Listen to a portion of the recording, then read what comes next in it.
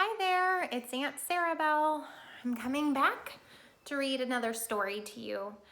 This story is one of my favorites. It's called Big Al.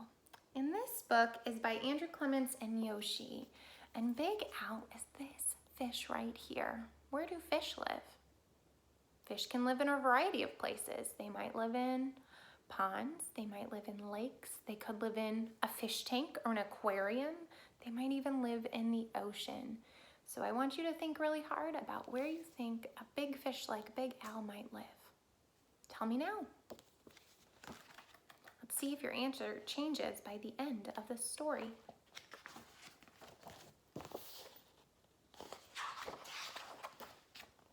Big Al.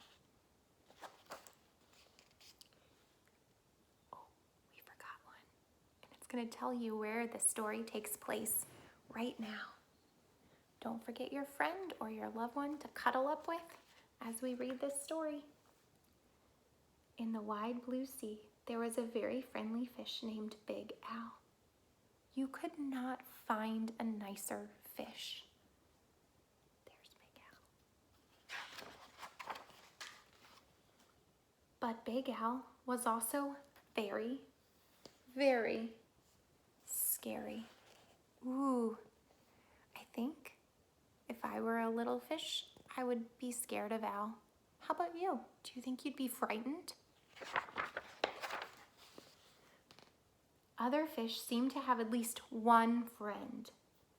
Some had many, and Big Al had none. None is a fancy word for no friends. He did not really blame the other fish. How could he expect little fish to trust such a great big fish with eyes and skin and teeth like his? So Big Al was lonely, and he cried big salty tears into the big salty sea. So where does Big Al live? If you said the sea, you're correct. That's what the story told us. But Big Al really wanted friends, so he worked at it. First, he tried wrapping himself up in seaweed. He thought it was a great disguise, but no one else did. Who wants to stop talking to a floating plant that has big, sharp teeth? Could you imagine a plant with big, sharp teeth?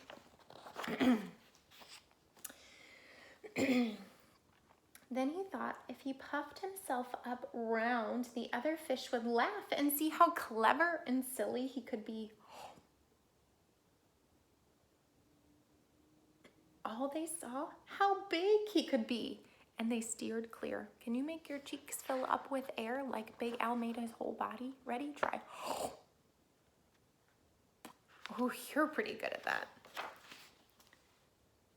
Very early one morning, Big Al went down to the bottom and flopped and wiggled himself into the sand until he was almost covered up. He looked much smaller.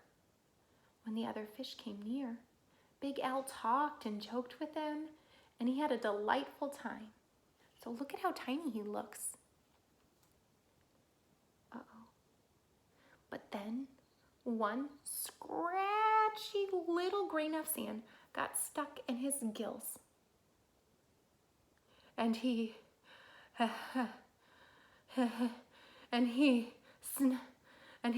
sneezed. And the clouds of sand cleared away, and all the other fish were gone. Look at how big he became, because that's what size he really is. Big Al even changed his color one day so he could look like he belonged to a school of tiny fish passing by. He bubbled along with them for a while, laughing, and feeling like he was just one of the crowd. But he was so big and clumsy that when all the tiny fish darted to the left and then quickly back to the right, Big Al just plowed straight ahead. So they were going, pshoo, pshoo, pshoo, and Big Al just went, walk. He went bumping and thumping right into the little fish, and before he could even say, "Excuse me," they were gone, and he was all alone again, sadder than ever. Poor Big Al, he's just trying to make friends. He can't help how big he is. Just like you can't help your size. You might be big, you might be little. It's just how we're made. We grow to be the size that we're meant to be. Just when Big Al was starting to be sure that he would never have a single friend, something happened. He was floating along sadly, watching some of his smaller fish, and he was wishing that they would come closer. And as he watched, a net dropped down silently from above. And in an instant, they were all caught. Oh, look at all the fish caught in the net. There's Big Al. I wonder what he could do. How could Big Al do something? These poor fish are trapped in a net that they can't get out. Big Al forgot all about being lonely, and he forgot all about being sad. His eyes bulged out bigger and rounder than ever, and with a mighty flip of his tail, he opened his mouth and charged straight at the net. The net was strong, but Big Al was stronger. He ripped right through it, and then all the little fish rushed right through the hole. Look at those teeth. They're good for something, right? Get the fish out. But when Big Al tried to turn around and go out of the hole, he got all tangled up in the net and he was stuck. The net went higher and higher towards the bright surface of the sea, and the little fish watched Big Al as he disappeared above them. When the little fish were able to speak again, all they talked about was this huge, wonderful fish that had saved him. How great it was to be free, but what a shame it was that the big fellow had been captured. That's another fancier word for caught. Just then, there was a tremendous crashing splash above them. And the small fish dashed away. Was it the net again? Not at all.